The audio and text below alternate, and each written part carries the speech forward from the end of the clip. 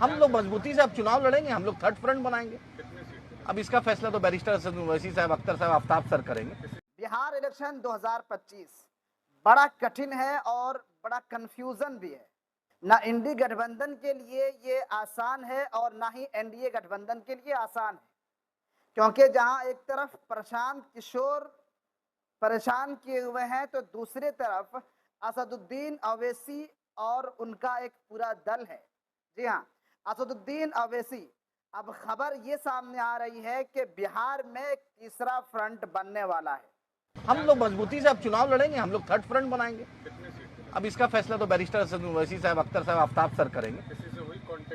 सब लोग जो जो भाजपा के खिलाफ रहेंगे, हम उसके मिलकर हम उसके साथ चुनाव लड़ेंगे। जिसका भी आइडियोलॉजी भाजपा के खिलाफ है, जो भाजपा को हराना चाहती है, जो भाजपा के खिलाफ मोर्चे में शामिल होना चाहती है, एमआईएम उसके साथ गठबंधन करने के लिए तैयार है।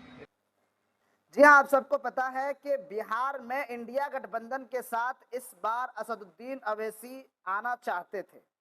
इसलिए आना चाहते थे ताकि सेकुलर वोट की बिखराव न हो, लेकिन इंडिया गठबंधन ने असदुद्दीन अवैसी की पार्टी को जवाब देना मुनासिब नहीं समझा।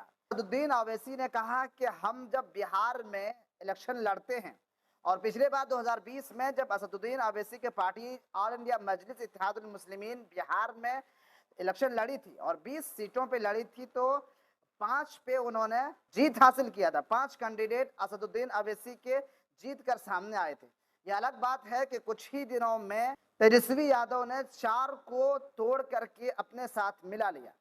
लेकिन यह भी बात सच है कि इस बार 2025 में ये जो 4 लोग हैं, इनकी जमकर वहां पे मुखालिफत हो रही है। असदुद्दीन अवैसी की पार्टी ऑल इंडिया मजलिस इत्तेहादुल मुस्लिमीन का पकड़ 18 से 20 सीटों पर बहुत ज्यादा मजबूत है। सीमांचल के अंदर जितनी भी सीटें हैं वहां पर इनकी पकड़ सबसे ज्यादा है, जन आधार सबसे ज्यादा है, चाहे वो मुस्लिम वोट हो चाहे वो हिंदू वोट हो।